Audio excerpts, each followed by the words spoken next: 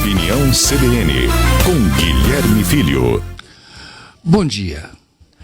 O grande desafio dos gestores públicos continua sendo a queda da arrecadação, comprometendo o equilíbrio financeiro. O Congresso Nacional está terminando de aprovar o auxílio para estados e municípios, que pode trazer um alento para as prefeituras e governos no que diz respeito, sobretudo, ao pagamento dos salários, que passam a ficar comprometidos a partir da queda verificada na arrecadação de um modo geral.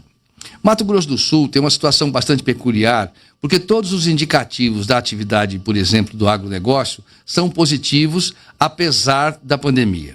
Mesmo assim, como o setor de serviços e o setor industrial sofrem, é natural que a arrecadação caia, prejudicando municípios. O ICMS é a principal fonte de recursos das prefeituras e do governo do estado.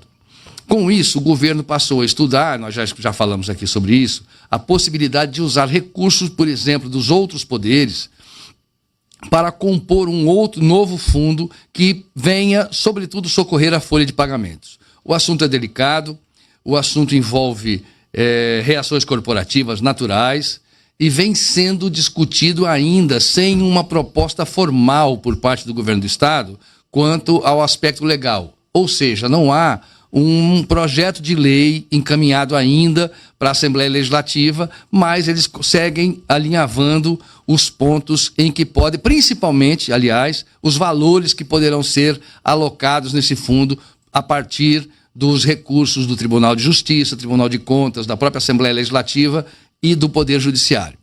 É, sem dúvida nenhuma, uma crise e um momento delicado que exige esforços de todos.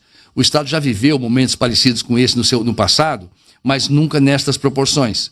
E nesse momento, inclusive, é comum a praticamente todos os estados. A ajuda financeira, que estava prevista para chegar em 15 dias, pode retardar na medida em que a economia pretendida no projeto de 120 milhões com o congelamento dos salários dos servidores, ela foi reduzida a quase 40, na medida em que 11 categorias foram excluídas desta regra. Praticamente hoje estarão submetidos a um congelamento salarial apenas os servidores administrativos. Educação, saúde, segurança estão fora e compõem a maior parte das folhas de pagamento. Esse efeito também pode comprometer o repasse para estados e prefeituras, segundo, pelo menos, passou a indicar a equipe econômica do governo federal.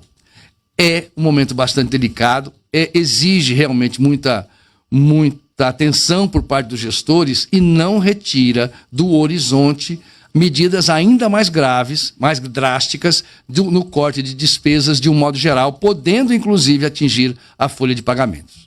Guilherme Filho, para a Opinião CBN.